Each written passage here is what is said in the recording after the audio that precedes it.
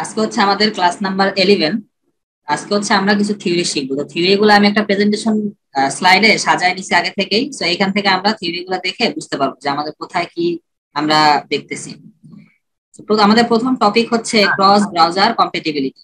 So আমাদের প্রথম topic হচ্ছে ক্রস ব্রাউজার কম্পেটিবিলিটি। এই জিনিসটার অর্থ কি? এই জিনিসটার অর্থ হচ্ছে যে আমাদের তৈরিকৃত কোনো একটা ওয়েবসাইট ক্রস ব্রাউজার মানে বিভিন্ন ধরনের ব্রাউজারে কম্পেটিবল কিনা। এখন কেউ যদি বলে যে আচ্ছা আপনার এই সাইটটা তো ক্রস ব্রাউজার কম্পেটিবল না, তার অর্থ হচ্ছে যে আপনার এই সাইটটা কোনো কোনো ব্রাউজারে ঠিকঠাক আসতেছে, কোনো কোনো ব্রাউজারে উল্টাপাল্টা আসতেছে। আর কেউ যদি বলে যে না আপনার সাইটটা ক্রস ব্রাউজার কম্পেটিবল, তার অর্থ হচ্ছে যে আপনার সাইটটা সব ব্রাউজারেই একবারে ঠিকঠাক পারফর্ম করতেছে। ধরেন আপনি একটা সাইট কোড করছেন, এই যে একটা কোড করছেন, ওই কোডিংটা আপনি ধরেন ক্রোমে খুব সুন্দরভাবে আসছে, অপেরাতে খুব সুন্দরভাবে আসছে, কিন্তু ফায়ারফক্সে গিয়ে দেখা গেল যে একটু ভেঙে গেল, এদিক সেদিক হয়ে গেল। এই যে ভেঙে গেল এদিক সেদিক হয়ে গেল, এটার অর্থ হচ্ছে আপনি ক্রস ব্রাউজার কম্পিটিবিলিটি মেনটেন করেন নাই। এই ক্রস ব্রাউজার মেনটেন করার জন্য আপনি তাহলে কি করবেন? তো এই ক্রস ব্রাউজার কম্পিটিবিলিটি যদি আপনি এরকম করতে চান যে না আমার সবগুলা ব্রাউজারে সমানভাবে আসবে, তাহলে আপনি টপ যে কোনো দুইটা ব্রাউজার ইনস্টল রাখা ভালো। ইউজ না করেন কিন্তু টপ দুইটা ইনস্টল রাখবেন। তো আমি মনে করি যে ক্রোম এবং ফায়ারফক্স এই দুইটা যদি রাখেন, তাহলে অন্যান্য সব ব্রাউজারে কভার হয়ে যাবে, ক্রোম এবং ফায়ারফক্স এই দুইটাতে। ঠিক আছে, মাইক্রোসফট এজ যেটা ইন্টারনেট এক্সপ্লোরার তো এখন আর নাই, মাইক্রোসফট এজ ওইটা ক্রোমের উপর ভিত্তি করে বানানো হয়েছে। সো ক্রোমে কাজ করলে ওইখানেও ঠিকঠাক ভাবে কাজ করবে। সো এই দুইটা একটু চেক দিবেন, যদি দেখেন যে একটা ঠিকঠাক আসতেছে আর একটা একটু প্রবলেম হইতেছে, তাহলে আর একটার জন্য একটু ঠিক করবেন, তাহলে দেখবেন যে সবগুলোতেই ঠিকঠাক আসতেছে। তো আমাদের web page always cross browser compatible হইতে হবে। তবে এখনকার সময়ে এখনকার যে ব্রাউজার গুলো আপনার আসতেছে বা আপডেট হওয়ার পরে, আমি এমন হয়েছে ক্রোমে করছি, তারপর আমি আর কোনো রিপোর্ট পাইনি, মানে আমি জাস্ট ক্রোমে করছি, ক্রোমে চেক করে সব দিয়ে দিছি, ওইটাই সব ব্রাউজারে হয়ে গেছে। তো এই টপিকসটার এখন আর খুব বেশি একটা গুরুত্ব ওইভাবে সবসময় বোঝা যায় না। খুব মাইনর কোন একটা ইস্যুতে হয়তো হইতে পারে যে খুব আনকমন কোন একটা সিএসএস প্রপার্টিস ইউজ করা হইতেছে, যেটা হচ্ছে সচরাচর ইউজ করা হয় না, সেই ক্ষেত্রে প্রবলেম হওয়ার সম্ভাবনা আছে, তবে সেটা খুবই কম আর কি। তো এটা জেনে রাখলেন যে হচ্ছে একাধিক ব্রাউজার একটু চেক দিয়ে নিলে এটা ভালো হয়।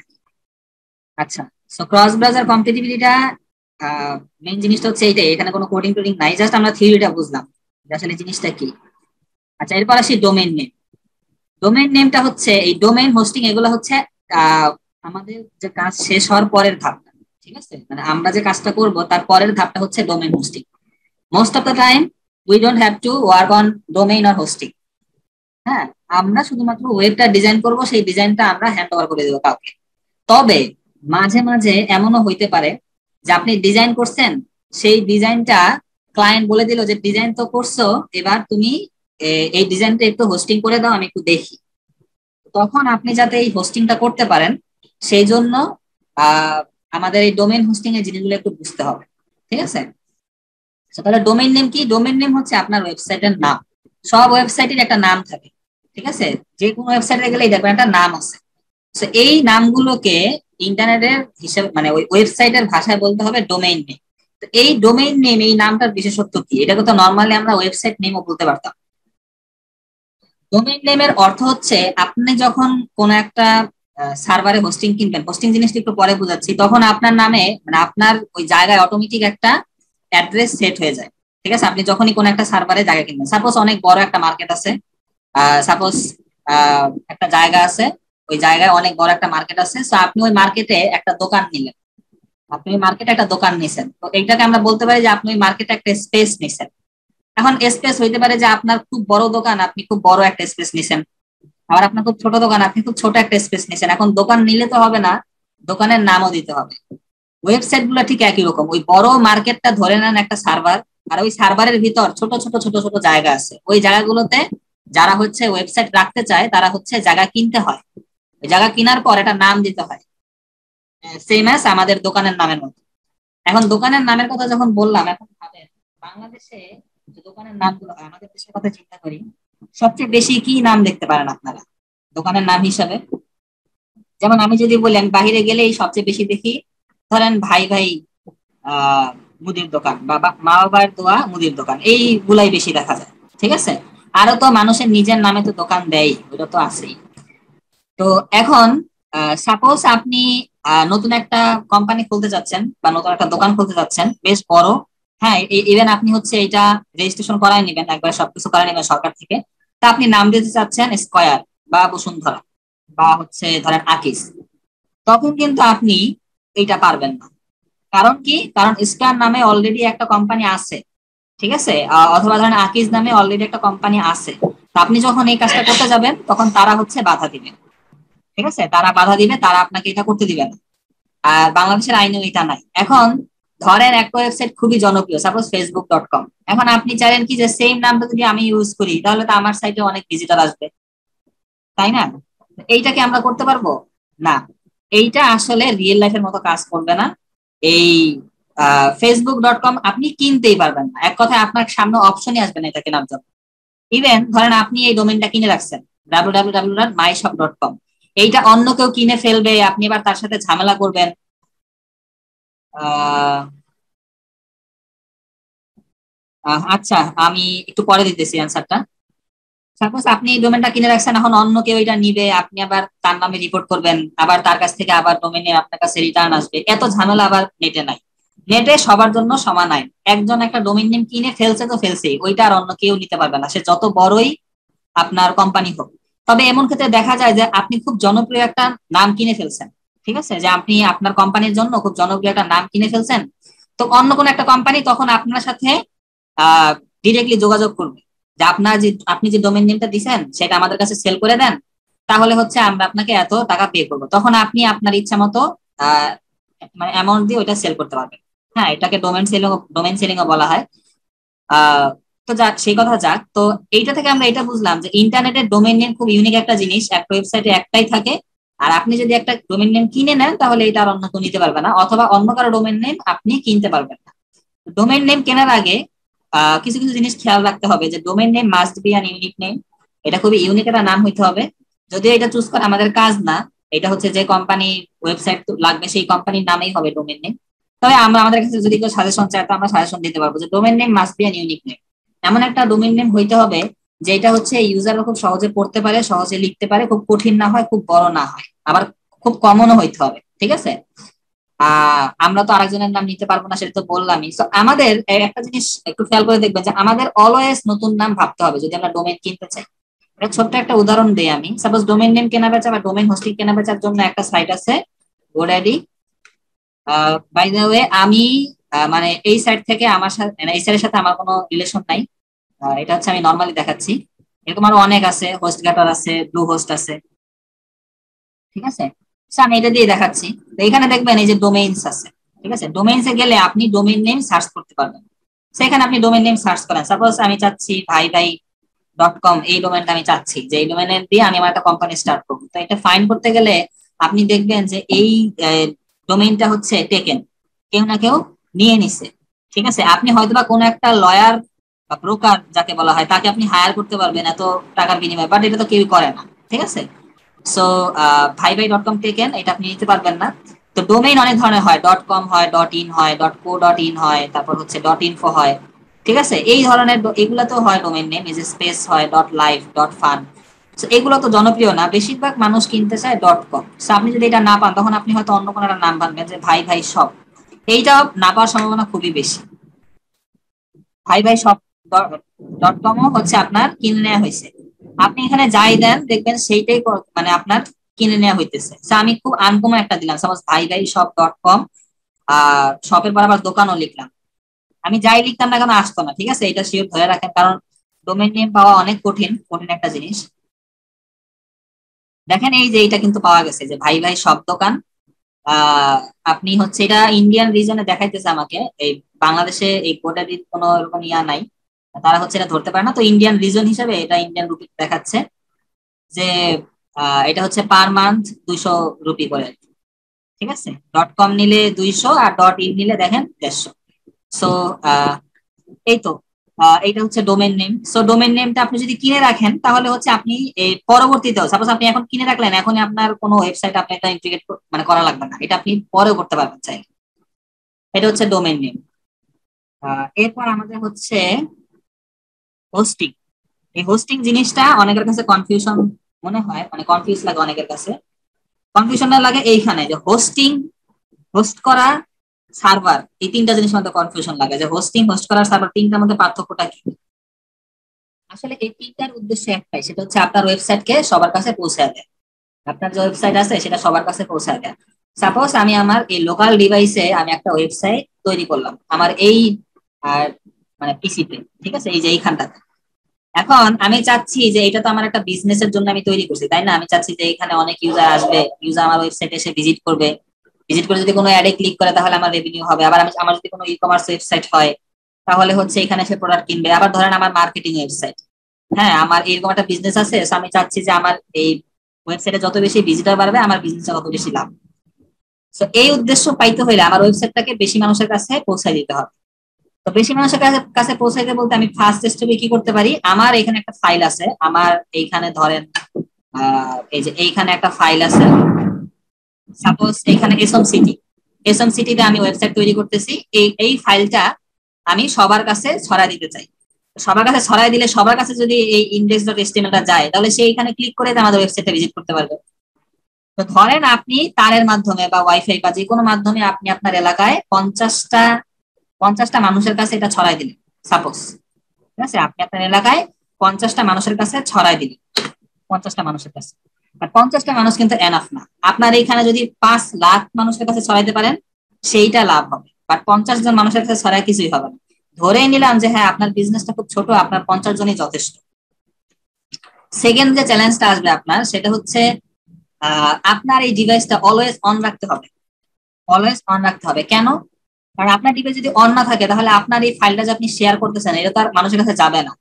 24 ঘন্টা অন রাখতে হবে, 24 ঘন্টা এই ফাইলটা মানুষের কাছে শেয়ার হইতে হবে, কারণ কে কখন ভিজিট করে এটা তো কেউ জানে না। তো এইটা একটা চ্যালেঞ্জ। তো এই দুইটাই মূলত মেইন যে আর হচ্ছে আপনি বেশি মানুষের কাছে পৌঁছাতে পারতেছেন না, খুব কম মানুষের কাছে পৌঁছাতে পারতেছেন। আর একটা পার্সোনাল ডিভাইস যদি আপনি 24 ঘন্টা অন রাখেন এটা এমনিতেই নষ্ট হয়ে যাবে। তাহলে উপায় কি?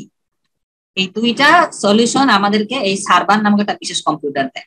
আচ্ছা, আমরা তো আমাদের পার্সোনাল ডিভাইসে এই কাজটা করতে চাইছিলাম, আমাদের পার্সোনাল ডিভাইসে, বাট এই জিনিসটা আমরা এখন করতে হবে সার্ভারে। খেয়াল করেন, পার্সোনাল কম্পিউটার হচ্ছে একটা কম্পিউটার, সার্ভারও হচ্ছে একটা কম্পিউটার। এই যে সার্ভার ইটসেলফ এ কম্পিউটার, ঠিক আছে, এটা বিশেষ কোনো যন্ত্র না, এইটা আমাদের এই যে নর্মাল যে কম্পিউটার দেখতেছেন সেম একটা কম্পিউটার। তবে এই কম্পিউটারটা দেখতে আমাদের নর্মাল কম্পিউটারের মতো না, এই কম্পিউটারটা অনেক বড়। একটা রুম, একটা বা দুইটা রুম নিয়ে এগুলা থাকে, হ্যাঁ অনেক বড় বড় মেশিন থাকে এগুলাতে। এগুলা ঠান্ডা করার জন্য অলওয়েজ ফ্যান চালায় রাখতে হয় বা অলওয়েজ এসি এসি যুক্ত রুমে রাখতে হয়। আর এইটা 24 ঘন্টা অন থাকতে পারবে, মানে এই সার্ভার এমন ভাবে তৈরি করা হয় এই কম্পিউটার গুলা যেটা আপনার 24 ঘন্টাই অন থাকে। এই সার্ভারের ভিতরে আবার স্পেস আছে, 2 জিবি, 4 জিবি, 8 জিবি, 1 জিবি, ঠিক আছে, এই সার্ভারের ভিতরে স্পেস আছে। আবার মেগা সার্ভার আছে, মেগা সার্ভারের ভিতর ছোট ছোট অনেকগুলো সার্ভার আছে। আপনি চাইলে একটা মেগা সার্ভার থেকে ছোট একটা পুরো একটা সার্ভার আপনি মানে ডেডিকেটেড সার্ভার যেটাকে বলে আপনি নিজের নামে একবারে কিনে নিতে পারবেন, ঠিক আছে, এটাতে টাকা বেশি দিতে হয়। তো সার্ভার গুলো আসলে মানুষের কাছে ফাইলগুলো পৌঁছায় কিভাবে? সার্ভার গুলো আসলে স্যাটেলাইটের সাথে কানেক্টেড থাকে, পৃথিবীর চারপাশে যে স্যাটেলাইট ঘুরতেছে সেগুলোর সাথে এই সার্ভার গুলো কানেক্টেড থাকে। সেই সার্ভারের সাথে আবার আমাদের সকল ডিভাইস কানেক্টেড থাকে, সেটা হইতে পারে মোবাইল টাওয়ারের মাধ্যমে, মানে মোবাইলের যে টাওয়ার সেটার মাধ্যমে, হইতে পারে আমাদের ব্রডব্যান্ডের মাধ্যমে, হইতে পারে আমাদের ওয়াইম্যাক্স ওয়াইফাই, এনি হাউ মানে এনি ওয়েতে এটা আমাদের কানেক্টেড থাকে স্যাটেলাইটের সাথে। তো সার্ভার থেকে ওই ফাইলগুলো স্যাটেলাইটের মাধ্যমে আমাদের সবগুলোতে শেয়ার হইতেছে। তো এখানে প্রসেসটা কি? আপনি আপনার পিসি থেকে কোন একটা ডোমেইন নেমে যখন এন্টার করেন, পিসি এই সার্ভারকে একটা রিকোয়েস্ট দেয়। হ্যাঁ, এই পিসি এই সার্ভারকে একটা রিকোয়েস্ট দেয় যে আচ্ছা সার্ভার, আমি হচ্ছে এই পিসি, আমার নাম হচ্ছে অমুক, আমি এই ফাইলটা দেখার জন্য রিকোয়েস্ট করতেছি। তখন সার্ভারটা ভেরিফাই করে এইচটিটিপি এই মাধ্যমে, হ্যাঁ এইচটিটিপি এই মাধ্যমে হচ্ছে সার্ভারটা ভেরিফাই করে যে ঠিক আছে তুমি তো এই লিঙ্কে ঢুকতে চাচ্ছ, তো তুমি যে এই লিঙ্কে ঢুকতে চাচ্ছ তোমার কি এইচটিটিপি ঠিক আছে কিনা। যদি ঠিক থাকে তাহলে সার্ভার আবার তাকে যেই লিঙ্কে ঢোকার জন্য রিকোয়েস্ট করছিল সেই লিঙ্কের পেজটাকে তার কাছে হ্যান্ড ওভার করে। সেম অ্যাজ আমাদের ব্রাউজার। আমরা যখন এই ব্রাউজারে গিয়ে এখানে যখন google.com লিখি তখন আমাদের এই পিসি থেকে ইন্টারনেটের মাধ্যমে google.com এর সার্ভার একটা রিকোয়েস্ট যায়। google.com এর সার্ভার আমাদের এই লিঙ্কটাকে চেক করে যে আমাদের এই লিঙ্কটা কোন ডিভাইস থেকে আসছে, ঠিক আছে, আমাদের এই কোন ডিভাইস থেকে আসছে, আমাদের এই ডিভাইসটা কি সেফ কিনা, বা আমাদের এই লিঙ্কে কি এইচটিটিপিএস আছে কিনা। যদি থাকে তাহলে আমাদের ইন্টারে যাওয়ার অনুমতি দেয়। এখন আপনি হয়তো বলবেন যে আমি তো এখানে এইচটিটিপি লিখি নাই, এইটা হচ্ছে ব্রাউজার অটোমেটিকলি করে, এটা আমাদের করতে হয় না। আপনি জাস্ট google.com লিখে দিলে ব্রাউজারে অটোমেটিক এইচটিটিপি যোগ করে আমাকে লিংকে নিয়ে যাবে। দেখেন ব্রাউজার অটোমেটিক আমাকে এই জিনিসটা অ্যাড করে আমাকে লিংকে নিয়ে গেছে। আমি রিকোয়েস্ট দিছি, google.com আমাকে রেসপন্স দিছে সার্ভার থেকে। সার্ভার থেকে রেসপন্স দেওয়ার অর্থ কি, আমাকে এই ওয়েব পেজের যে এইচটিএমএল ফাইলটা সেটা আমাকে দেখাচ্ছে। দেখেন এই যে আমাকে একটা এইচটিএমএল ফাইল আমাদেরকে সার্ভার দিল আমাদের ব্রাউজারে, আমাদের ব্রাউজার সেটা নিয়ে আবার আমাদেরকে দেখাচ্ছে। ঠিক আছে, এইচটিএমএল দিছে, সিএসএস দিছে, অনেক কিছু দিছে আর কি। এই পুরো প্রসেসটা চোখের পলকে হয়, মানে চোখের পলকে বলতে কি খুব মানে ন্যানো সেকেন্ডে, পিকো সেকেন্ডে হয়, যার জন্য আমরা এই পুরো প্রসেসটা এটা বুঝতে পারি না যে এইভাবে যাচ্ছে আবার আসতেছে। ঠিক আছে, এটা খুবই দ্রুত গতিতে হয়। যার যত ইন্টারনেটের গতি যত বেশি থাকবে সে তত বেশি দ্রুত এই জিনিসটা পাবে আর কি। আমরাও যখন আমাদের মানে ওয়েব পেজ তৈরি করা হয়ে যাবে, তখন যদি ক্লায়েন্ট চায় তাহলে আমাদের হয়তো বা এই সার্ভারে হোস্ট করতে হবে। সার্ভারে হোস্ট করে দিলেই হয়ে যাবে আর কি। তারপর হচ্ছে আর সার্ভারে হোস্ট করার সময় আপনার কাছে অটোমেটিক ভাবে বলবে যে আচ্ছা আপনি তো এই 4 GB স্পেস কিনছেন, খুবই ভালো কথা, এখানে আপনি একটা ফাইলও রাখতে চাচ্ছেন, এটা খুব ভালো কথা, বাট আপনার কি কোনো ডোমেইন নেম রেজিস্ট্রেশন করা আছে কিনা? যদি ডোমেইন নেম রেজিস্ট্রেশন করা থাকে তাহলে দেন, আর না থাকলে আপনি এখান থেকে কিনতে পারেন। ঠিক আছে, তো এরকম একটা আপনাকে একটা জিনিস বলবে, তখন আপনি এখান থেকে চাইলে কিনতে পারেন। চাইলে আপনার আগে যদি কোনো কিনা থাকে সেটা আপনি ওইখানে দিয়ে ইন্টিগ্রেট করে নিতে পারেন। আচ্ছা, তো সার্ভারটা দেখি যে ডোমেইন নেম কিভাবে কিনে সেটা তো দেখলাম, সার্ভার এখানে আছে, এটাকে বলা হয় হোস্টিং। আচ্ছা, হোস্টিং এগুলা কি? আরেকটা জিনিস আছে সার্ভার ডাউন হয়ে যায়, এটা আমরা মাঝে মধ্যে শুনি, এই জিনিসটা কি? আপনি সার্ভারে ফাইল রাখছেন, তার অর্থ হচ্ছে আপনি সার্ভারে ফাইলগুলো হোস্ট করছেন, এইটাকেই বলা হয় হোস্ট করা। আর এই হোস্ট করার প্রক্রিয়াটাকে বলা হয় হোস্টিং। ঠিক আছে, আমাদের দেশের মানে আমরা মাঝে মধ্যে শুনি সার্ভার ডাউন হয়ে গেছে, কখন? যখন রেজাল্ট দেয়, এইচএসসি এসএসসি এগুলো যখন রেজাল্ট দেয় তখন শুনি সার্ভার ডাউন হয়ে গেছে। তখন আসলে কি হয়, ধরেন আমাদের সরকারি ভাবে যে সার্ভারটা আছে সেটা খুবই ধরেন ভালো সার্ভার, তো ধরেন 12টার সময় রেজাল্ট পাবলিশ হইলো, 12টার সময় রেজাল্ট পাবলিশ হইলো, রেজাল্ট পাবলিশ হওয়ার পরপরই 12টা থেকেই এই সার্ভারে একই সাথে কয়েক লাখ ডিভাইস থেকে রিকোয়েস্ট আসে একটা সার্ভারে। তো একটা সার্ভার এই লাখ লাখ রিকোয়েস্ট একসাথে অ্যাকসেপ্ট করে আবার রেসপন্স করতে পারে না, তখনই সার্ভারের ভেতরে আপনার মানে হ্যাং হয়ে যায়। আমরা বলি না যে হ্যাং হয়ে যায়, আমাদের পিসি হ্যাং হয়ে যায় না, তো সার্ভার এত রিকোয়েস্টের লোড কুলাইতে পারে না। ফেসবুক গুগলের সার্ভার অনেক শক্তিশালী। ঠিক আছে, ফেসবুক গুগল তাদের সার্ভার মানে কয়েক টেরাবাইট, পিকাবাইট, মানে গিগাবাইট, পেন্টাবাইট এরকম আকারে তারা রেখে দিয়েছে পৃথিবীর বিভিন্ন দেশে। আবার তাদের মানে ব্যাকআপও আছে। সাপোজ আপনার ইউএসএ তে যদি এখন কোনো কারণে গুগলের সার্ভারকে উড়ায় দেয় বোম দিয়া, তারা কিন্তু ঠিকই নেদারল্যান্ডের সার্ভার অথবা সিঙ্গাপুরের সার্ভার ইউজ করে আপনাকে এই সেম সার্ভিসটা দিতে পারবে। তো তাদের সার্ভার খুবই শক্তিশালী, সেজন্য গুগল ফেসবুক প্রতি সেকেন্ডে সেকেন্ডে হচ্ছে কয়েক মিলিয়ন বিলিয়ন রিকোয়েস্ট অ্যাকসেপ্ট করতে পারে, বাট বাংলাদেশের সার্ভার এটা পারে না। আপনি যখন ঠিক 12টা বাজে রেজাল্ট দেখার জন্য একই সাথে কয়েক লাখ রিকোয়েস্ট যায়, তখন এই সার্ভার হ্যাং হয়ে যায়, সার্ভার আর কাজ করে না, তখন আমরা বলা বলি করি যে সার্ভার ডাউন, বিকাল 4টার পরে দেখা লাগবে। ঠিক আছে, এইটাকে বলা হয় সার্ভার ডাউন। আচ্ছা, তো আমরা এখন একটু হোস্টিংটা দেখি, এইখানেই আছে। আচ্ছা, আমি হোস্টিংটা আরেক জায়গা থেকে দেখাই। ওয়েব হোস্টিং বিডি, আমি এইটা লিখলাম, দেখি এটা কি আসে। আচ্ছা, এখানে তো ডাব্লিউটা উঠে নেই।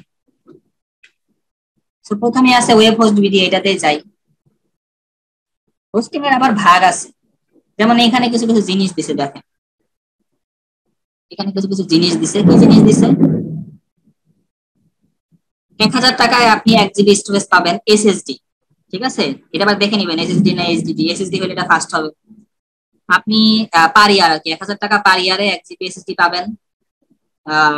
50 GB ডাটা ট্রান্সফার পাবেন মান্থলি।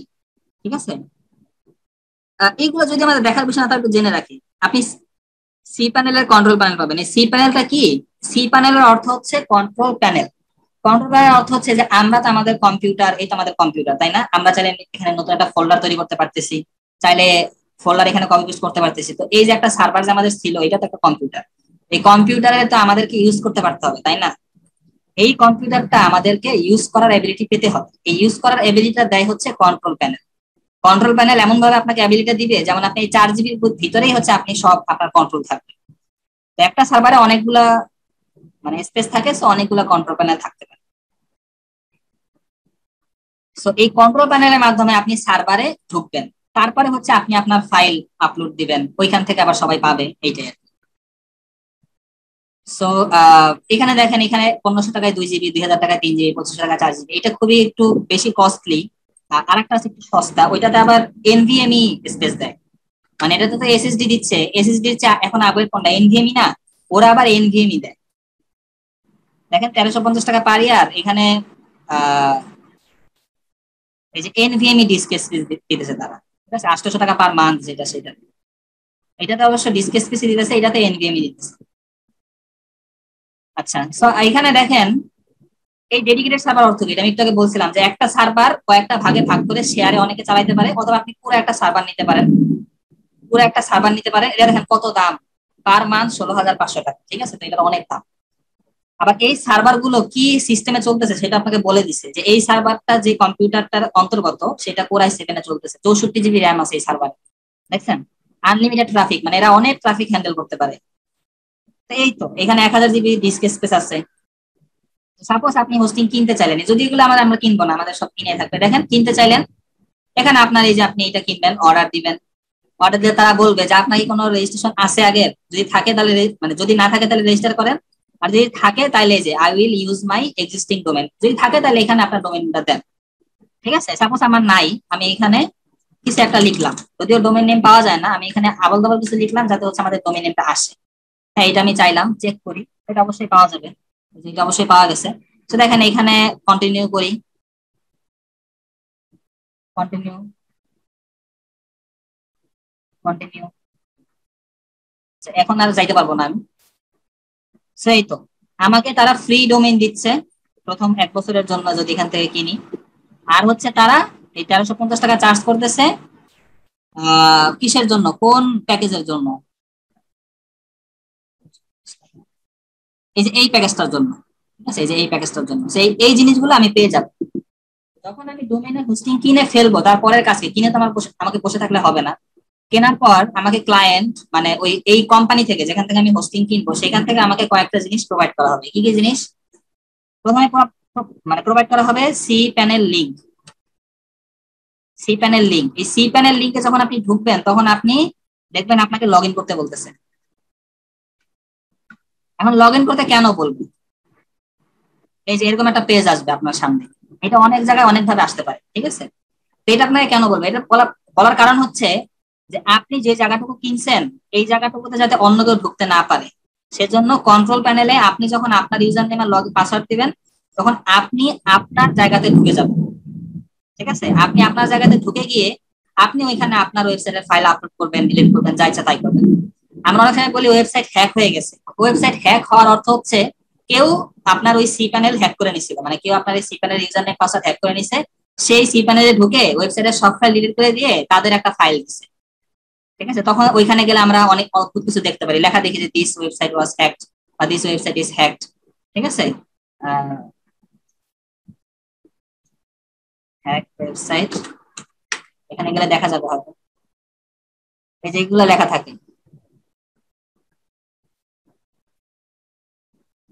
এই যে এরকম লেখা দেয় যে হ্যাক বাই এরকম। হ্যাঁ, আমাদের আমাদের বাংলাদেশিরা যখন পাকিস্তানি কোনো সাইট হ্যাক করে বা মায়ানমারের কোনো সাইট হ্যাক করে তখন এখানে লেখা থাকে যে হ্যাক বাই সাইবার 71, এরকম লেখা থাকে।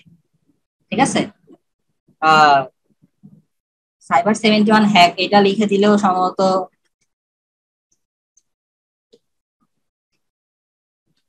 পাওয়া যাবে। এই যে এরকম লেখা থাকে, এই যে hack by D code member of cyber 71। ঠিক আছে, বিভিন্ন জায়গাতে হচ্ছে ওরা এরকম হ্যাক করে। হ্যাক করার অর্থই হচ্ছে যে আসলে তারা হচ্ছে এই সি প্যানেল লিংক হ্যাক করছে, ইউজার নেম পাসওয়ার্ড ওইটাতে লগ ইন করে তাদের ওই কোম্পানির সব ফাইল ডিলিট করে দিয়ে তাদের একটা স্ট্যাটিক পেজ আপলোড করে দিছে, যেখানে গেলে হচ্ছে ওই লেখাগুলো দেখা যায়। তো আচ্ছা, আর কি কি দিবে আপনাকে, এই সি প্যানেল লিংক তো দিবে, একটা ইউজার নেম দিবে, একটা পাসওয়ার্ড দিবে, সি প্যানেল পাসওয়ার্ড দিবে। তো আপনি সি প্যানেল লিংকে ঢুকে ইউজার নেম পাসওয়ার্ড দিয়ে লগ ইন করবেন, লগ ইন করলে আপনাকে সি প্যানেলে নিয়ে যাবে। সি প্যানেলটা দেখতে কিরকম, সি প্যানেলটা দেখতে অনেকটা এরকম আমাদের নর্মাল কম্পিউটারের মতোই, তবে এইখানে কয়েকটা জিনিস একটু আছে, এটা অন্যরকম। সেটা হচ্ছে যে এই যে এরকম এখানে দেখেন ফাইল ম্যানেজার আছে, এই ফাইল ম্যানেজারের ভিতরে গিয়ে মূলত আমাদের সব কাজ। ঠিক আছে, সো ইউজার নেমে লগ ইন করার পরে ফাইল ম্যানেজারে যাবেন, এই ফাইল ম্যানেজারে ঢোকার পর আপনি public.html নামে একটা ফোল্ডার পাবেন, public.html। ঠিক আছে, এই যে ফাইল ম্যানেজারে ঢোকার পর আপনি হচ্ছে এরকম একটা public.html নামে একটা ফোল্ডার পাবেন। এই ফোল্ডারের ভেতরে যদি index.html নামে কোনো ফাইল থাকে সেইটাই আপনার ওই ডোমেইনে লোড করে।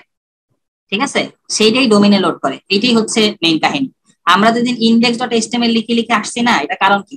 এর কারণ হচ্ছে আসলে public.html বা আমাদের সি প্যানেল এমন ভাবে প্রোগ্রাম করা থাকে যে সি প্যানেলের ফাইল ম্যানেজারের ভিতরে পাবলিক এসটিএমএল এর ভিতরে যদি কোনো index.html থাকে সেইটাতেই যাবে অটোমেটিক। এটা আমার বলে দিতে হবে না যে আমাদের এই ডোমেইনে গেলে আমাদের ওয়েবসাইটের কোন পেজে যাবে, এটা আমাদের বলে দিতে হবে না।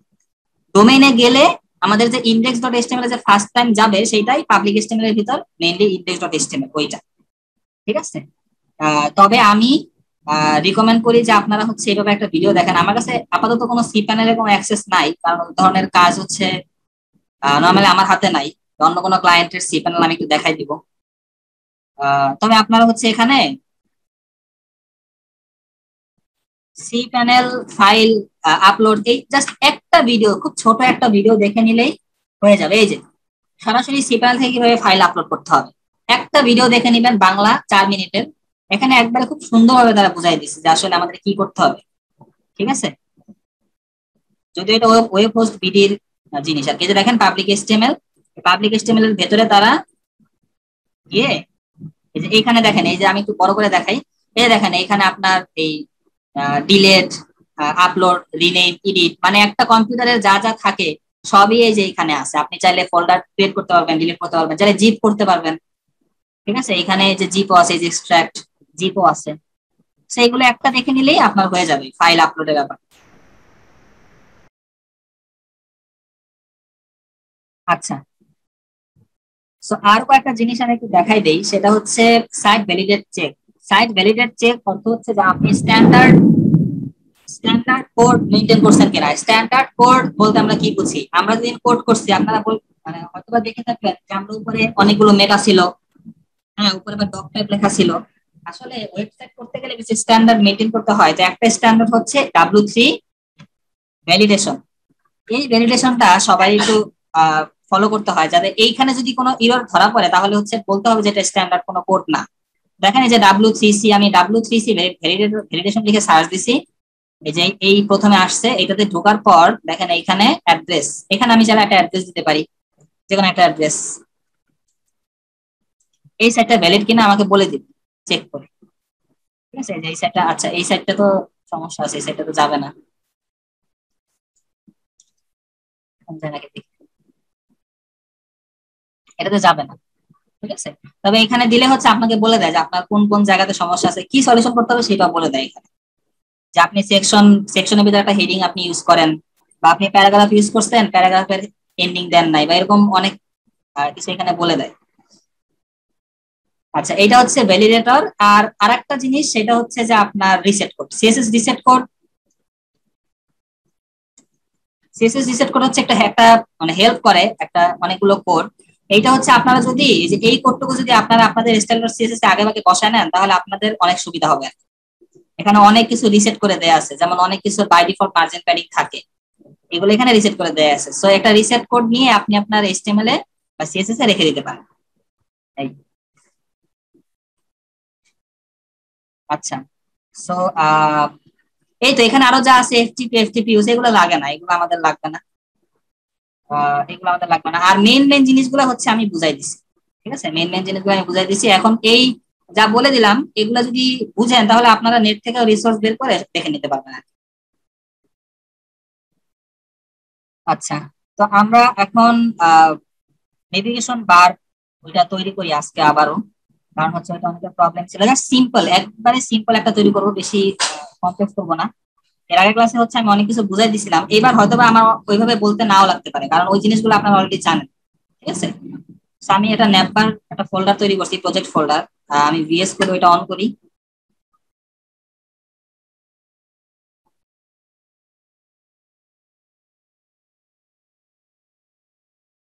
যে ন্যাপবারটা অন করলাম।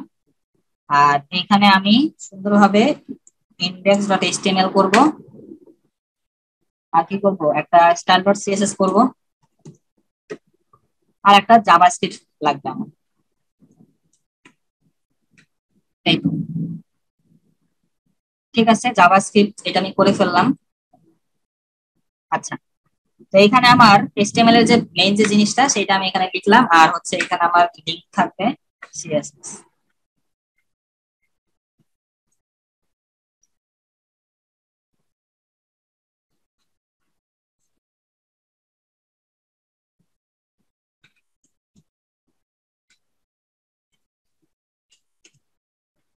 এই তো আমি সিএসএস ফাইল আর জেএস ফাইল কানেক্ট করে ফেললাম। তো এখানে যদি এখন আমি কোনো কিছু লিখি, তাহলে এইটা আমার এখানে আসার কথা। দেখেন এই যে এখানে আসছে।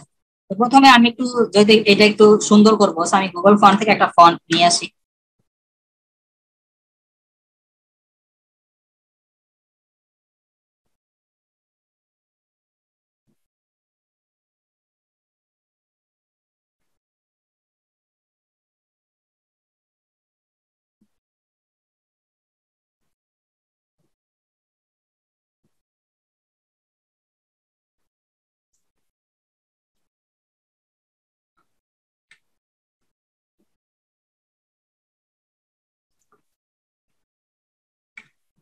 বডির ভিতরে একবারে বলে দেই, সব জায়গায় এই ফন্ট পেয়ে যাবে। আচ্ছা, তো দেখি আমাদের পাইছে কিনা। হ্যাঁ, এই যে পাইছে। পরবর্তী কাজ হচ্ছে ফন্ট অসম অ্যাপ্লাই করা। ঠিক আছে, ফন্ট অসম।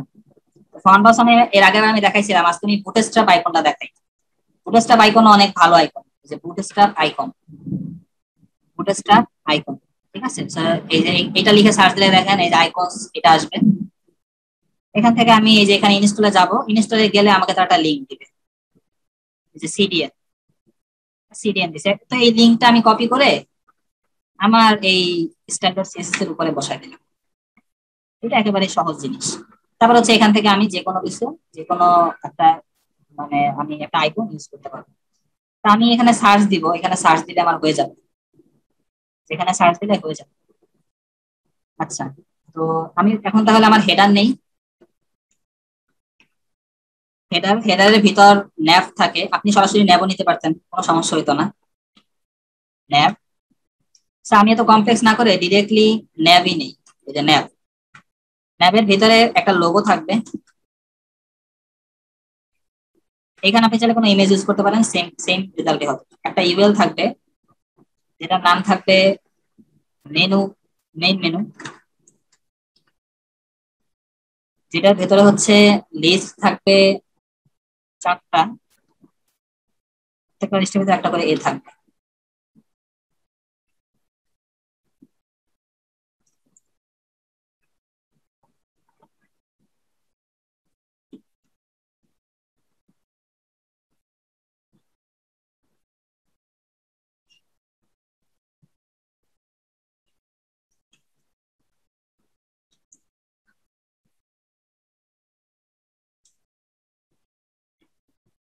শেষে একটা ডট দিলাম আমার ইচ্ছা মতো।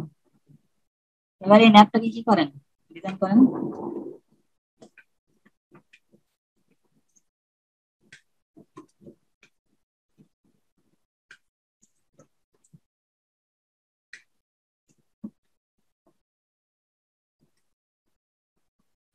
এরকম আসছে, দেখেন উপরে ফাঁকা, চারিদিকে ফাঁকা, তাই না? এটা আমি ঠিক করতেছি তো।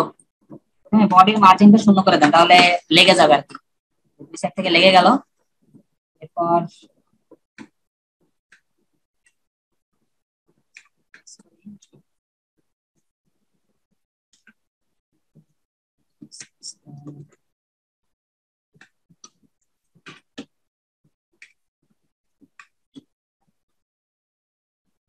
মিক্স করার কারণে পাশাপাশি আসবে, যে পাশাপাশি আসলো।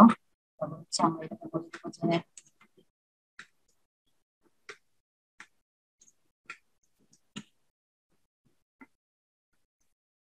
দুইটা দুই সাইডে চলে গেল। আবার এগুলো তো ফ্লেক্স করতে হবে।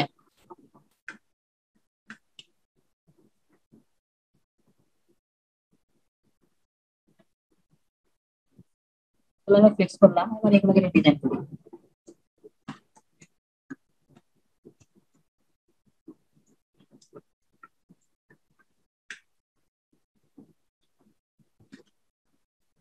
বাম দিকে 30 পিক্সেল করে মার্জিন দিলাম, তাহলে এটা বাম দিকে যে বাটন বাম দিকে 30 পিক্সেল নিচে, কন্ট্যাক্ট 30 পিক্সেল নিচে, অ্যাবাউট 30 পিক্সেল, হোম 30 পিক্সেল, সবগুলো যেহেতু মিলাই। এবার নেবেন দুই পাশ থেকে কিছু প্যাডিং দিবেন। উপরে নিচে দরকার নাই, না আমি 100 পিক্সেল, বাট প্যাডিং দিলে ওরা আবার নিজের সাইজ বেড়ে যাবে, দেখেন এই যে নিচের সাইজ বেড়ে গেছে, সেটা কমানোর জন্য বক্স সাইজের বর্ডার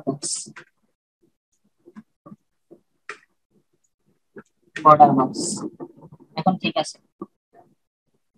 এবার আমরা এগুলো কিন্তু ডিজাইন করি, বাটনটা কিন্তু ডিজাইন করি।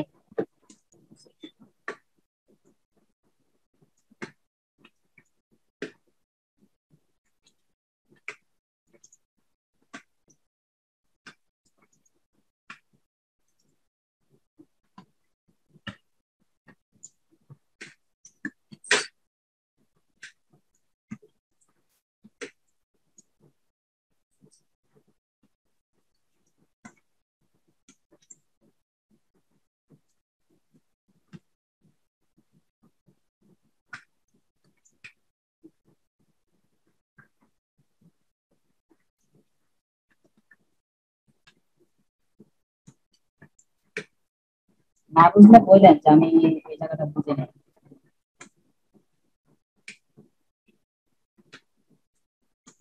তবে সব আমাদের দেখানো হয়েছে।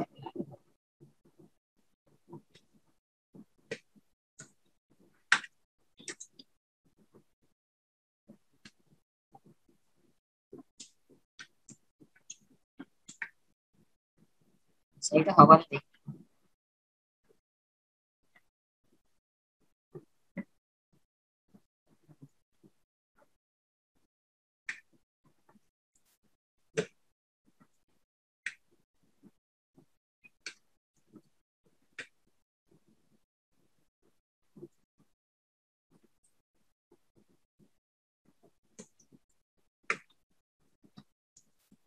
বাটনেও সেমই দিব।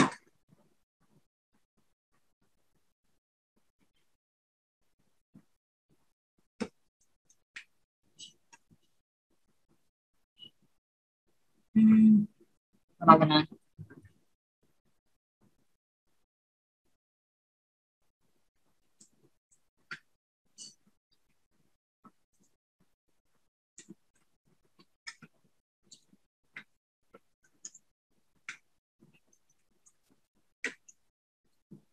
আচ্ছা, এইটা আমাদের এইভাবে দরকার নাই, এখানে এইটাতে এখানে আমরা বলে দিচ্ছি, এখানে ওটা হবে না ওদের।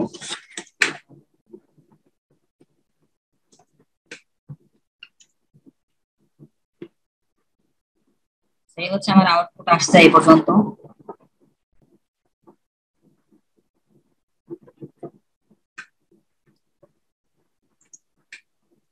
ওটা দরকার নেই। লেখাটা এই বাটনটা একসাথে আসলো না কেন, এটা একটু দেখি। এই তো।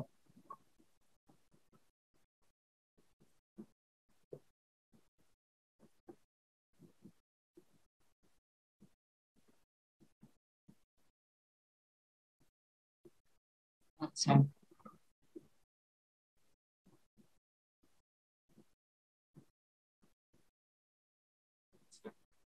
আচ্ছা, এটাও তো অ্যালাইন আইটেম সেন্টার করতে হবে।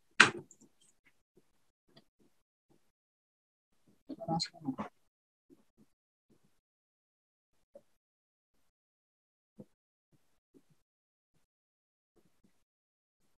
ও আচ্ছা আচ্ছা।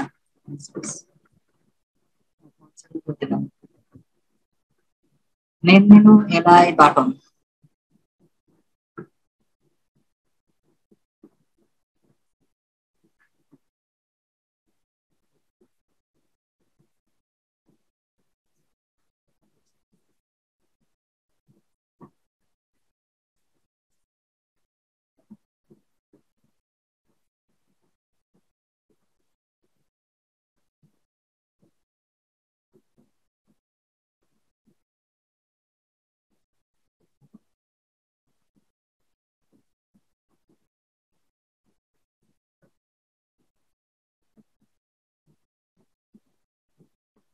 আচ্ছা, এখন আমি যেটা করতে সেটা হচ্ছে ডিবাগ করা, মানে কোড ভুল হইলে সেটাকে ঠিক করা।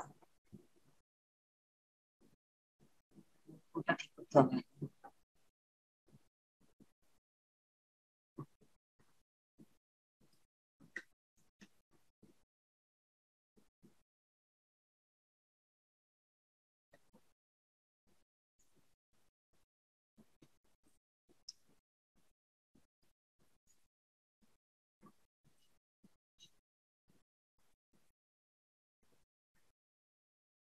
সবগুলা লিস্ট সমানভাবেই আছে।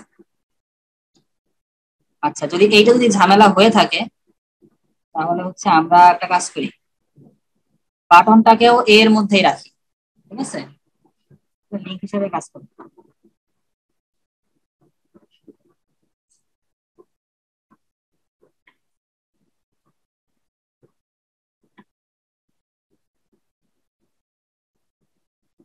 আচ্ছা,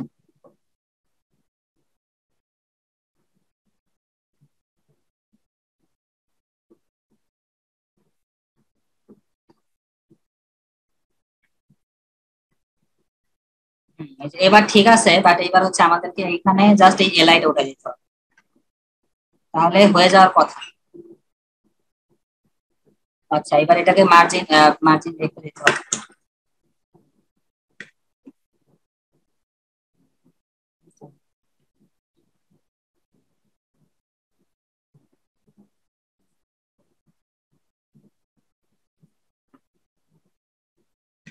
হ্যাঁ, 23 নম্বর লাইনে একটা ব্যাকস্ল্যাশ করে দিচ্ছি। হুম? ও আচ্ছা, সম্ভবত এটার জন্য। আচ্ছা, এখন ঠিক আছে, ওইটার জন্য সম্ভবত, ও তো ইরোরও দিতেছিল না। আচ্ছা ঠিক আছে, সমস্যা নাই। তো আমি তো এটা নর্মালি এভাবে করলাম, এখন আমাদের উদ্দেশ্য হচ্ছে যখন আমাদের একটা স্ক্রিন, আমাদের এই স্ক্রিনটা ভাঙে কোথায় দেখি, এখানে এসেও ঠিক থাকে, এখানে এসেও ঠিক থাকে। এই যে আমাদের যখনই আমরা 859 বা 800, ধরলাম 60, 860 যখন আমরা ক্রস করতেছি তখন আমাদের মেনুটার ডিজাইনটা নষ্ট হয়ে যাইতেছে। তো এখন আমাদের কিছু ডিজাইন করতে হবে যে আমরা 860-এর পর কি চাই, এটা আমাদের বলে দিতে হবে। সো মিডিয়া কুইরি, এটার মাধ্যমে আপনি নির্দিষ্ট একটা সাইজের পরে কি পরিবর্তন চান সেটা আলাদাভাবে বলে দিতে পারবেন। So, আমি চাচ্ছি যে ম্যাক্সিমাম উইথ যদি আমার 860 ক্রস করে ফেলে, 860 হচ্ছে কমে যায়, তাহলে আমার কি হবে, কিছু একটা হোক। সাপোজ আমি বলে দিলাম যে আমার আহ, এইখানে যে আমার একটা হেডিং ছিল এই যে H2 এর কিছু একটা হোক। দেখেন H2 আগে কিন্তু কিছুই করি নাই আমি, তো এখানে আমি একটু করি। ধরি যে H2 মার্জিন শূন্য করে দিলাম আর ওর কালার দিলাম আমরা ফরেন ব্লু। আমরা বলতে পারি যে যখন আমার 860 পিক্সেল ক্রস করবে তখন H2 কালার হবে সাপোজ ক্রিমসন। এখন দেখেন, এখন ব্লুই আছে, এখন দেখেন ক্রিমসন হয়ে গেল। এইটাই মূলত আপনার ইসের কাজ, মিডিয়া কোয়েরির কাজ, যা আপনার একটা নির্দিষ্ট মানে একটা স্ক্রিন সাইজের পর আপনার জিনিসটা চেঞ্জ হয়েছে। এই জিনিসটাই আমরা এখন দেখবো। তবে এখন আমাদের এটা করার আগে আমাদের এইখানে একটা বাটন নিয়ে আসতে হবে, একটা বাটন, যে বাটনে আমরা আমরা মোবাইলে গিয়ে ক্লিক করলে মেনু বের হবে, ওই বাটনটা আগে নিয়ে আসতে হবে। সো ফুটেজটা আইকনে যাই,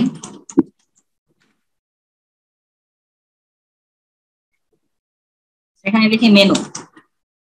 তাহলে এই যে মেনু এইটা আসছে, এইটা ইউজ করে, এটা ইউজ করছে, আমরা এটা ইউজ করবো। সেটা এখান থেকে ভিতরে গিয়ে যে দেখেন এই যে একটা স্ট্যান্ডার্ড লাইন, এটাকে আমরা কপি করে নিয়ে এসে আমাদের এই যে ইউএলটা আছে, ইউএল এর পরেই আর একটা ডিপ নেই, ভাইয়া এটার নাম সাউন্ডটা হবে। কমে গেছে অনেক। আচ্ছা, এবার ঠিক আছে, এবার কি ঠিক আছে? না ভাইয়া এবারও ঠিক নেই, কম আসতেছে। ও না স্যার, সাউন্ড ঠিক ঠিকই আছে, ওনার মনে হয় নেট একটু প্রবলেম করতেছে, ঠিক আছে। আচ্ছা, একটু আপনার ডিভাইসের দেখেন কোথাও, আপনার ডিভাইস থেকে কোথাও কোনো প্রবলেম হয়েছে কিনা। আমার এসে তো ঠিকই আছে সবকিছু।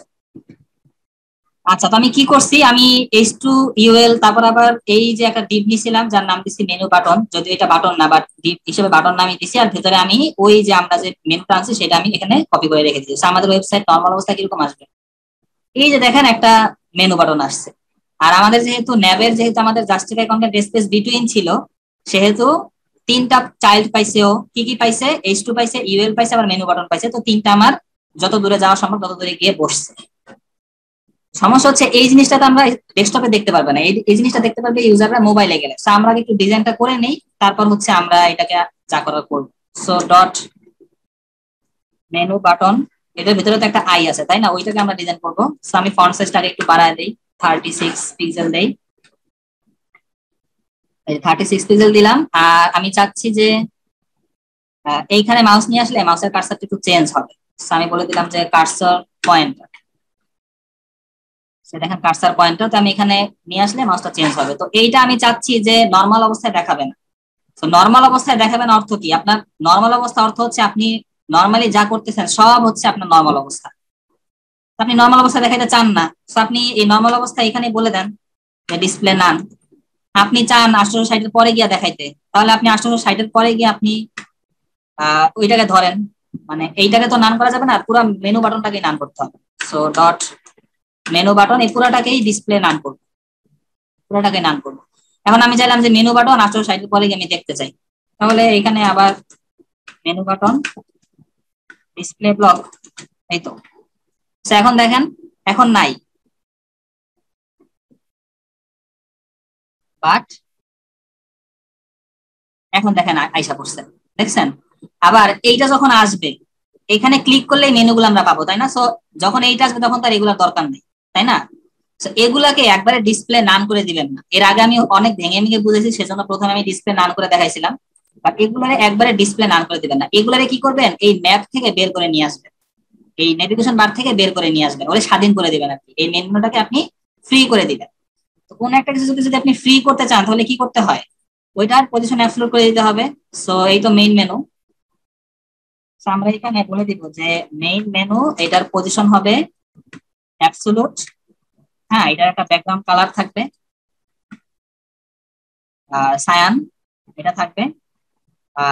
তো দেখি এখন কি হয়। আর এটা থাকবে, ধরেন আমি আপাতত দেখানোর জন্য বলতেছি যে বটম 0 লেফট 0, এটা আমি দেখানোর জন্য বলতেছি। তো দেখেন মেইন মেনুকে আমরা পজিশন অ্যাবসলিউট করে দিয়ে এটা ব্যাকগ্রাউন্ড কালার দিয়ে বটম 0 লেফট 0 করে দিয়েছি, তাহলে কই যাবে? দেখেন ওই যে ও নিচে চলে আসছে, আর আমাদের ওইখানটা কিন্তু ফাঁকা। ঠিক আছে, আপনি এটা যেখানে রাখবেন ক্লিক করলে ইউজার ওইখান থেকে বের হয়ে দেখতে পারবে। ঠিক আছে, আপনি এটা যেখানে রাখবেন ইউজার ক্লিক করলে ওইটা ওইখান থেকে আপনাকে বের করতে হবে। আমি চাচ্ছি যে এই জিনিসটা থাকুক আমার। এর আগের ক্লাসে আমি দেখাইছিলাম ডান দিক থেকে বের হয়, তো এখন আমি ডান দিক থেকে বের হওয়াটাই দেখাই, তাহলে হচ্ছে একটু রিলেট করতে পারবেন আর কি। তো আমি এখানে ক্লিক করবো, এটা এই এই সাইড থেকে বেরোবে, তাহলে এইটাকে আগে এই সাইডে নিয়ে আসি। সেটাকে নিয়ে আসার উপায় কি? মেইন মেনু, এই দেখেন আমার এই যে এইখানে আমার ইনস্পেক্ট এলিমেন্টটাও দেখেন আমার ওই যে মিডিয়া স্ক্রিন চলে আসছে। সো এটাকে নিয়ে আসার উপায় হচ্ছে বটম দিলে হবে না, আমার টপ দিতে হবে। টপ 0, তাহলে এটা টপে চলে গেল। আর টপে আমরা রাখতে চাই না, টপ থেকে একটু নামায় রাখতে চাই। তো টপ থেকে কতটুকু নামায় রাখবো? এই মেনুর যতটুকু হাইট ততটুকু নামায় রাখলেই তো হচ্ছে, তাই না? তো মেনুর হাইট 80 পিক্সেল, আমি টপ 80 পিক্সেল দিলাম। দেখেন ও এখন উপর থেকে 80 পিক্সেল নেমে আসলো। এবার আমরা চাচ্ছি যে ও রাইট সাইডে আসুক। সো রাইট সাইডে 0 দেই, এই যে। তাহলে টপ 80 রাইট 0 দিলে ও উপর দিক থেকে 80 পিক্সেল দূরত্ব থেকে রাইট সাইডে থাকবে। এখন আমরা চাচ্ছি যে এই জিনিসগুলো তো পাশাপাশি আছে, তাই না? এগুলো নিচে নিচে আসবে, যেমন হোম তার নিচে আসবে, অ্যাবাউট তার নিচে আসবে, কন্টাক্ট। তো এইটাকে এখন আমাদের ঠিক করতে হবে। আমি এখানে এগুলো একটু করে নেই, যে টপ 80 পিক্সেল আর রাইট আপাতত 0ই রাখছি আমি, 0। ওকে, সমস্যা নাই, ঠিক আছে। এখন এখন এই জিনিসগুলোরে নিচে নিচে আনাইতে হবে।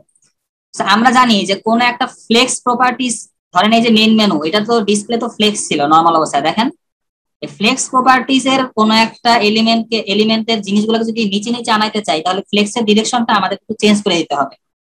এখন আমরা বলে দিব যে ঠিক আছে মেইন মেনু, তুমি তো ফ্লেক্স আগে ছিলা, এখনো তুমি ফ্লেক্সই থাকো, বাট তোমার ডিরেকশনটা একটু চেঞ্জ করে কলামে নিয়ে যাও।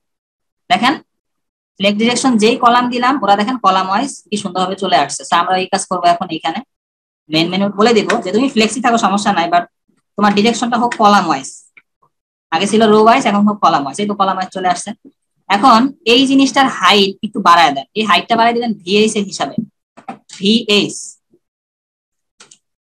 ভিএইচ এ দিলে যে কোনো ডিভাইসে গিয়ে ও সেম হাইটটা পাবে। সো আমি 100 ভিএইচ দিব না, 100 ভিএইচ দিলে হচ্ছে আমাদের এটা স্ক্রল করতে হইতেছে। আমরা চাচ্ছি যে স্ক্রিন স্ক্রল করতে হবে না, সে একটু কমান।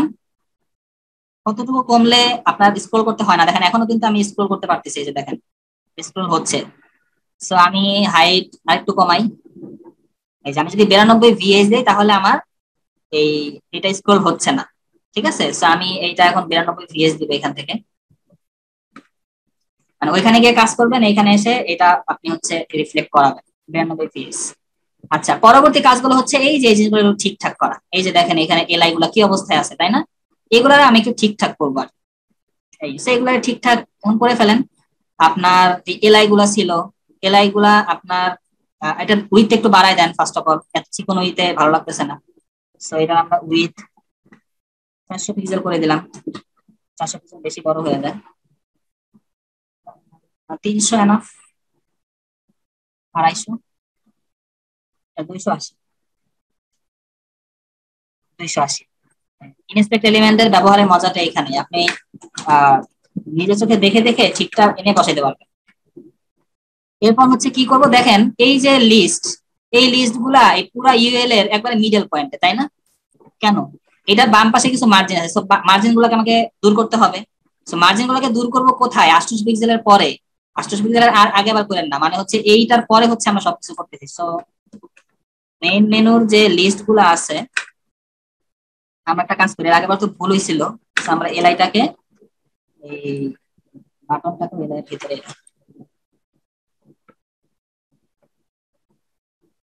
ওকে দেখি তো এখন। হ্যাঁ, এবার ঠিক আছে। আচ্ছা, সো সবগুলা লিস্টের বাম দিক থেকে ওই মার্জিন গুলাকে ভাগাই দিতে হবে। সো মার্জিন লেফট 0, 0 করে দিলাম। এখন এই যে ভিতরের যে দেখেন, এখন দেখেন প্রত্যেকটা লিস্ট কিন্তু ছোট ছোট। কি ছোট ছোট লিস্ট? এত ছোট ছোট কেন? পুরা এই মাথা থেকে এই মাথা থাকতে পারে না? ছোট ছোট কারণ হচ্ছে ওদের ডিসপ্লে ব্লক করে না, বাট ওদের যদি ডিসপ্লেটা ব্লক করে দেন, ডিসপ্লে ব্লক করে দিলাম। এখন দেখেন, আচ্ছা আমার লিস্ট,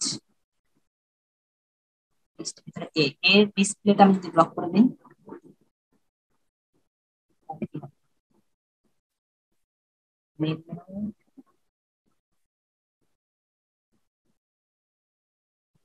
আচ্ছা আচ্ছা, তাহলে লিস্টের উইডথটা 100% করে দিবেন। এখন লিস্টের ডিসপ্লে ব্লক লাগবে না, লিস্টের উইডথটা করে দেন 100%। যে তোমার যতটুকু ইউএল আছে, দেখেন ইউএলটা কত চওড়া বাট লিস্ট কত ছোট, তো আমরা বলে দিই যে উইডথ হোক 100%।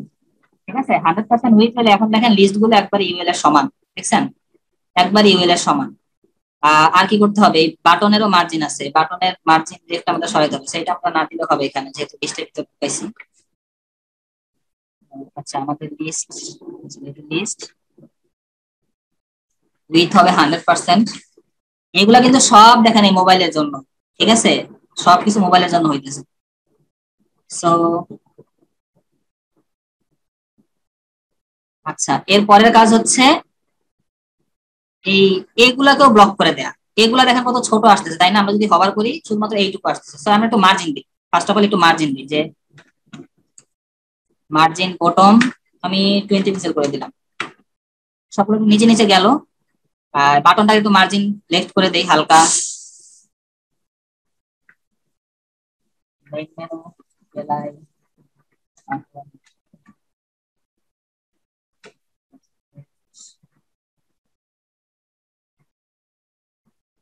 25 পিক্সেল দেই। সো বাটনটা ওগুলা সমান সমান চলে আসলো। অথবা আমরা বাটনটাকে ফুল উইথ করে দিতে পারি, ঠিক আছে? আর হচ্ছে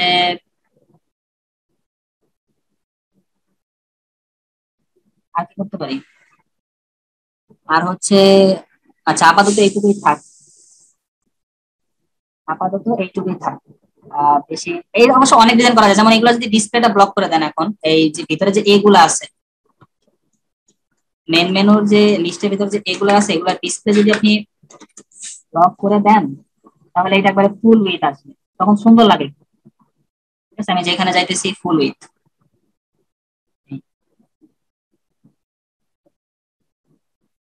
বাটনও সেম কাহিনী করি, সমস্যা হবে।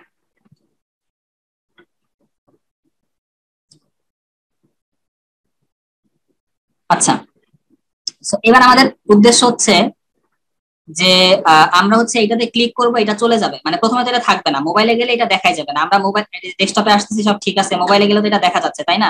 সো মোবাইলে গেলে জিনিসটা দেখাই যাবে না, সেইটাকে আপনার একটু হাইড করে ফেলতে হবে। সো আপনি যে রাইটের একটা ভ্যালু দিচ্ছেন না 0, এটা যদি নেগেটিভ নেন, মানে রাইটের ভ্যালুটাকে যদি নেগেটিভে নেন, তাহলে দেখবেন কি এটা আপনার ওই যে আপনার ইয়া সাইডে চলে যেতেছে, রাইট সাইডে চলে যেতেছে। ঠিক আছে, তবে রাইট সাইডে যখন চলে যাইতেছে তখন এইটা আবার ওর নিজের উইথও বাড়ায় নিতেছে। দেখেন উইথ যদি বাড়ায় নেন, মোবাইলে গেলে যদি এরকম দেখায়, জিনিসটা তো ভালো হইলো না, তাই না? আপনাকে এমন একটা সিস্টেম করতে হবে যাতে এই স্ক্রলটা না হয়। তার মানে এটা তো ওভারফ্লো হয়ে যাইতেছে। ব্যাপারটা এরকম যে আমার বডির যা উইথ, আমার এই মেনুটা তার চেয়ে বেশি ওভারফ্লো হয়ে যাইতেছে। তো আমাদেরকে বলে দিতে হবে যে এই বডিতে বডিতে ওভারফ্লো এক্স, যে এক্স এর অক্ষের দিকে, তার মানে ডানে বামে যদি কোনো কিছু ওভারফ্লো হয়ে যায় ইন কেস, তাহলে সেগুলোকে হিডেন করে দাও, মানে সেগুলোকে আমরা দেখতে চাই না। এখন যদি দেন, এখন যদি দেখেন রাইটের ভ্যালুটা আমরা যদি মাইনাস করি, তাহলে আপনি দেখেন নিচে কোনো স্ক্রল নাই। আর রাইটের ভ্যালুটা কত মাইনাস করবেন, ওর যা উইথ অত পরিমাণ মাইনাস করে দেন, তাহলেই হবে -280 পিক্সেল। তাহলে দেখেন ওকে আর দেখাই যাবে না, বাট ও কিন্তু আছে এই সাইডে। ঠিক আছে, আমরা এটাকে এখন এইখান থেকে -280 করে দিই। আমাদের উদ্দেশ্য হবে, আমাদের যে মেইন উদ্দেশ্য যেটা হবে সেটা হচ্ছে গিয়ে যখন আমরা এইটাতে ক্লিক করব তখন এই রাইটের ভ্যালুটা 0 হবে। তো তাইলে তো আমাদের মেনুটা এই পাশে দেখা যাবে। আবার যদি ক্লিক করি আবার এটার ভ্যালুটা -280 হয়ে যাবে। এইটা আমি এখন করবো আর কি জাভাস্ক্রিপ্টের মাধ্যমে। তো কোথায় ক্লিক করব সেটাকে আগে ধরেন। এই যে আমরা এই মেনু বাটনে ক্লিক করবো, তাই না? সেটা তো ক্লাস, সো ক্লাস হিসেবে ধরেন, অথবা আমি আইডি দিয়ে ধরি, আইডি তে ধরা ভালো। সেম নাম দেই, মেনু বাটনে নাম দেই। এইটাকে আমি এখানে ধরি যে variable menu button equals to document dot ID menu button. ঠিক আছে, বললাম। তো আমি চাচ্ছি মেনু বাটনে একটা ইভেন্ট লিসেনার অ্যাড করতে, অ্যাড ইভেন্ট লিসেনার। যেই ইভেন্ট লিসেনারটা একটা ক্লিক শুনবে, মানে ক্লিক নিবে, নেয়ার পর একটা ফাংশন এক্সিকিউট করবে। সো এই অ্যাড ইভেন্ট লিসেনার দুইটা জিনিস নেয়।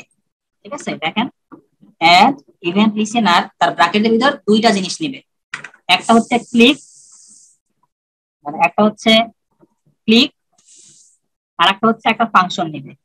এই ফাংশন নেবে, এই দুইটা জিনিস ও নেয় আর কি। দেখেন এই ফাংশনের ভিতরে মূলত আমাদেরকে বলতে হবে যে আমরা কি করতে চাই। যদি ক্লিক হয়, যদি এই যে এই ক্লিকটা হয়, তাহলে আমরা কি করতে চাই, তাহলে এই ফাংশনটা আমাদেরকে বলে দিবে। তো এই ফাংশনের ভিতরে আমরা বলে দিই এখন যে আসলে আমরা চাচ্ছি, যে যদি ক্লিক হয় তাহলে এই যে আমাদের মেন মেনুটা আছে না, সেটা রাইটটা 0 হোক। তো মেন মেনুটা কত ধরতে হবে, আমি এখানে একটা আইডি দেই, সেম নামেই দিলাম।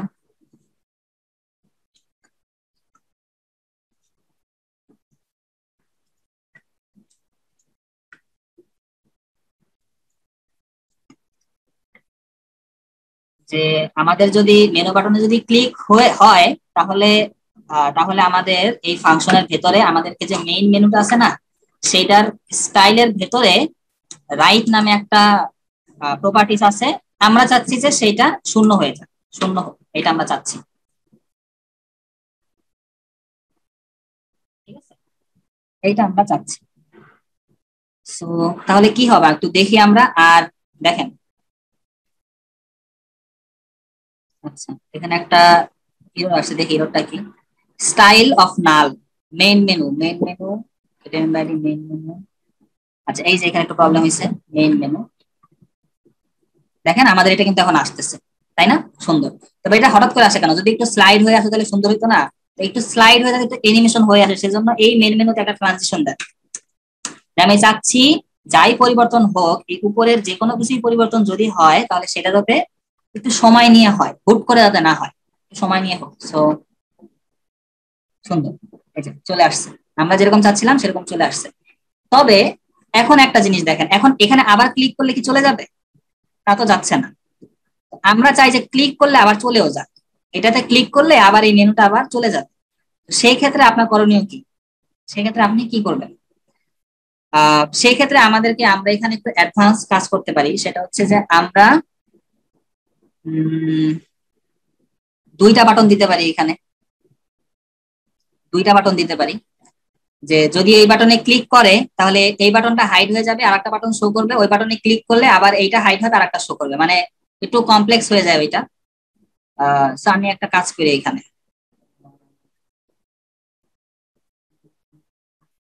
এই যে ভেতরে যে ইনার এস্টিমেলটা আছে সেটা আমরা চেঞ্জ করে দিব, আর এখানে আমরা একটা বুলিয়ান ভ্যালু নিয়ে এটা চেঞ্জ করে দিব, বুলিয়ান ভ্যালু নিয়ে। ঠিক আছে, অথবা আমরা একটা কাজ করতে পারি, আমরা এখানে একটা ক্লাস অ্যাড করতে পারি, এটাই সহজ হবে। প্রথমে বুলিয়ানটা দেখাই, তারপরে ক্লাসটা দেখাই। বুলিয়ান ভ্যালু অর্থ কি? বুলিয়ান ভ্যালু অর্থ হচ্ছে একটা ভ্যালু ট্রু না ফলস সেটা নেয়া। সো ভেরিয়েবল আমি নিলাম যে মেনু ওপেন। কেউ একজন বলেন তো, প্রথম অবস্থায় কি মেনু ওপেন থাকে না মেনু ক্লোজ থাকে? প্রথম অবস্থায় ধরেন একজন ইউজার আমাদের এই ওয়েবসাইটে মোবাইল দিয়ে ভিজিট করলো, তো সে কি মেনুটা ওপেন অবস্থায় পাবে না ক্লোজ অবস্থায় পাবে? সে মেনুটা কি ক্লোজ অবস্থায় মানে ওপেন অবস্থায় পাবে না, এইটাই স্বাভাবিক ব্যাপার।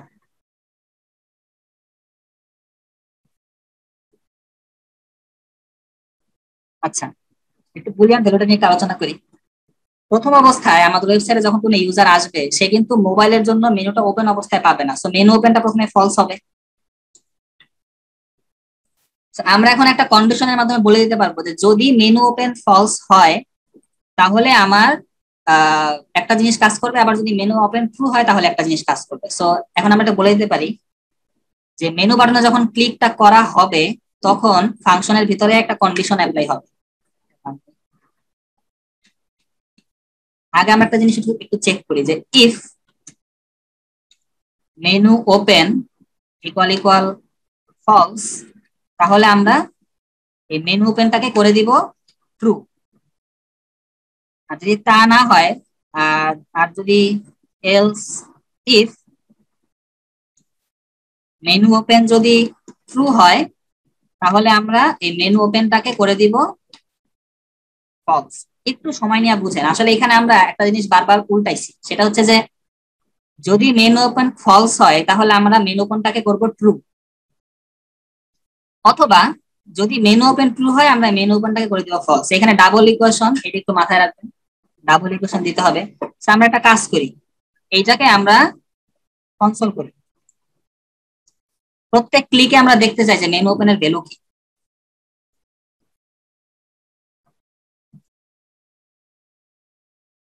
দেখেন এই যে কনসোল, দেখেন একবার ক্লিক করি মেনু ওপেন ট্রু, আরেকবার ক্লিক করি মেনু ওপেন ফলস, আরেকবার ক্লিক করি মেনু ওপেন ট্রু ফলস।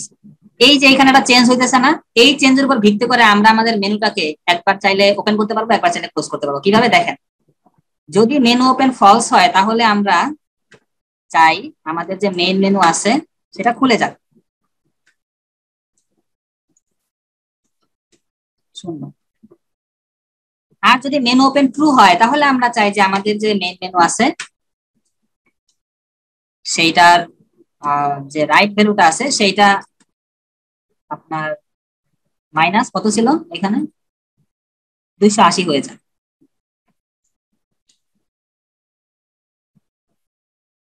এই তো এখন দেখেন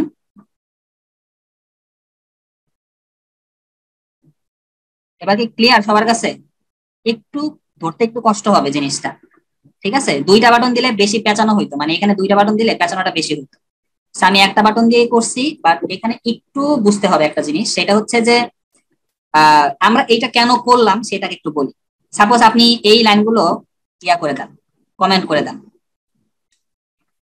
এখন আমরা এখানে কনসোল ডট লগ, এটা আমরা মেনু ওপেন দিয়ে রাখি। আমরা এখানে কি শর্ত দিছি, যে মেনু ওপেন যদি ফলস হয় তাহলে মেনুটা ওপেন হবে, আর যদি মেনু ওপেন যদি মানে মেনু যদি খোলাই থাকে তাহলে মেনুটা বন্ধ হয়ে যাবে, এটা আমরা শর্ত দিছি। এখন দেখেন প্রথম অবস্থায় আমার menu open false, menu open false, তাহলে কি অনুযায়ী আমাদের এই কন্ডিশনটা অ্যাপ্লাই হবে, এই যে এইটুকু অ্যাপ্লাই হবে, আর এই শর্ত অনুযায়ী আমাদের মেনুটা ওপেন হবে। তো দেখেন ওপেন হইল। এখন আবার যখন ক্লিক করবেন, আপনি তখন কি হবে? এখন কিন্তু মেনু ফলসই আছে, মেনু কিন্তু এখন ট্রু হয় নাই। তো এখন যদি আপনি আবার ক্লিক করেন দেখবেন আবারও ফলস হইতেছে, আবার ক্লিক করেন আবারও ফলস হইতেছে।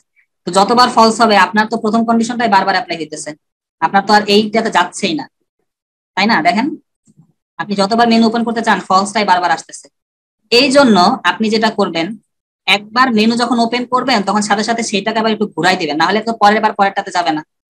আমি এইটার ভেতরে আবার ওটাকে মেনু ওপেনটা ট্রু করে দিছি, ঠিক আছে? এখন দেখেন এখন কিন্তু দেখেন পরেরটাতে আমি কিন্তু আবার এটা কিন্তু ফলস করে দেই নাই, তাহলে কি হবে ব্যাপারটা কি হবে দেখেন, একবার ক্লিক করলাম মেনু ওপেন হইলো, আর একবার ক্লিক করলাম মেনু গেল, আর ক্লিক করবো আর আসবে না। এই ট্রুটাই বারবার আসতে থাকবে, কেন? কারণ আমি যখন এইটাকে ট্রু করে দিছিলাম ওইটার ভেতরে আবার মেনুটাকে ফলস করে দেই নাই, সেটাকে আবার আমি ফলস করে দেই। তাহলে এখন দেখেন, এখন আমি ক্লিক করবো একবার আসবে, ক্লিক করবো আবার যাবে, তার মানে আমার এই মেনু ওপেনের ভ্যালুটা বারবার চেঞ্জ হচ্ছে, আর এই চেঞ্জের কন্ডিশন দিয়ে আমি মেনুটাকে একবার 0 করতেছি, একবার -280 করতেছি। এখানে আমরা চাইলে আরো একটা অ্যাডভান্স কাজ করতে পারি, সেটা হচ্ছে এই যে মেনু বাটনের ভেতরে এই লোগোটা চাইলে আমরা চেঞ্জ করে দিতে পারি। কিভাবে? ক্লোজ বাটন খুঁজেন, ক্লোজ সার্কেল। আমরা চাই যখন মেনুটা ওপেন হয়ে যাবে, তখন আমাদের যে মেনু বাটন আছে তার ইনারে যে এইচটিএমএলটা ছিল সেটা হবে এইটা।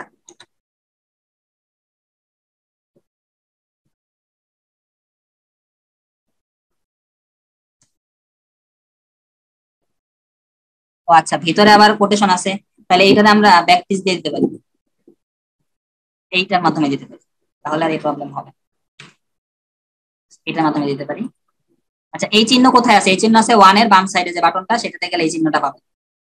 আবার যখন মেনুটা যখন আবার ক্লোজ হয়ে যাবে তখন আমরা আবার আগেরটাতে যেতে পারি, দ্যাট মিন্স এই যে এইটাতে যেতে পারি। সেটা একটু কপি করে নিয়ে আসি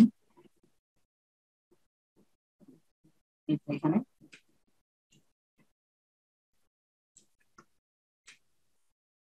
ব্যাকটিক্স দুইটা। এখন আমাদের প্রত্যেকবার মেনু ওপেন হওয়া বন্ধ হওয়ার সাথে সাথে মেনু বাটনের ভিতরে এইচটিএমএলটা চেঞ্জ হবে, দ্যাট মিন্স আমাদের আইকনটাও চেঞ্জ হবে। তাও দেখি, কারণ জাভাস্ক্রিপ্টে বিশ্বাস নাই কাজ করে কিনা, এই যে কাজ করতেছে। এটা যদি এলিমেন্টটা দেখেন তাহলে আপনারা একটু ক্লিয়ার বুঝতে পারবেন যে দেখেন এইটার ভেতরটা চেঞ্জ হইতেছে। দেখেন এই যে ক্লিক করতেছে একবার সার্কেল হইতেছে, আবার ক্লিক করতেছি আবার এটা চেঞ্জ হয়, আবার লিস্টে আসতেছে। ঠিক আছে, যে এইখানে দেখেন মেনুটারও রাইট চেঞ্জ হইতেছে, এই এখানেও ঠিক আছে।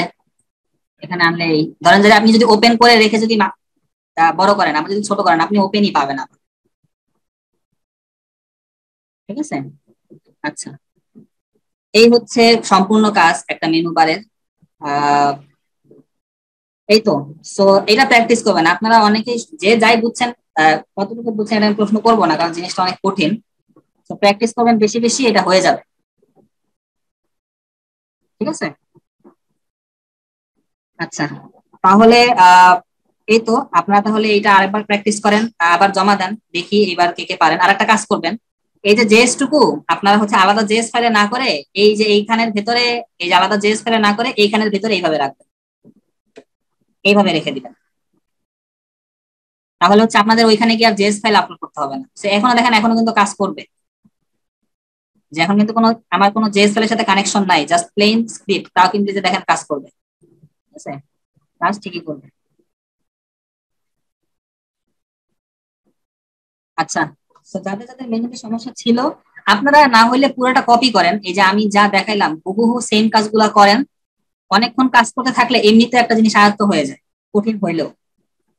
ঠিক আছে, সো মেইন সমস্যা হয় হচ্ছে গিয়ে এই যে আপনার এই 860 পরে একটু সাজাইতে গিয়া, এইখানে তো খুব মানে খুব কম কাজ, এখানে আপনি জাস্ট একটা ভ্যালু বারবার চেঞ্জ করতেছেন, তাছাড়া এখানে আর কোনো কাজ নেই। মেইন ঝামেলাটা হয় এই যে এইখানে। আচ্ছা, তো আমাদের ক্লাস যেহেতু শেষ আমি রেকর্ডটা অফ করে দিই।